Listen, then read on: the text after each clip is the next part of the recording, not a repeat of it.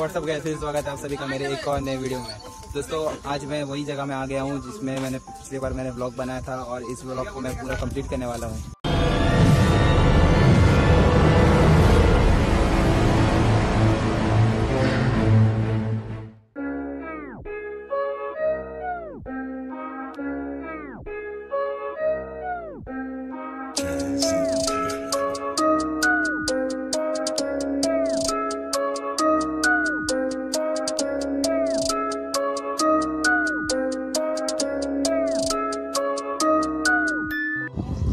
जैसे कि दोस्तों आप पीछे का सीनरी देख सकते हैं, कितना ब्यूटीफुल सीनरी है। पीछे का बहुत ही सुंदर सीनरी है। आप यहाँ पर आके विजिट कर सकते हैं। डिस्क्रिप्शन में मैंने लिंक दे चुका है, बहुत ही सुंदर। अब मैं इस जगह के बारे में थोड़ा आपको बताता हूँ।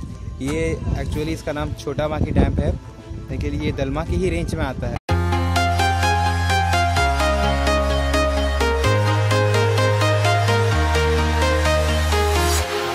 Walking alone, the streets are empty. The only thing I can see is my own silhouette. I'm getting stronger, step by step. Let's sing a song full of hope, full of pain. Why don't you sing along, my friend? For it's our last refrain. Forever young, ever strong, ever brave. Memories like this never end.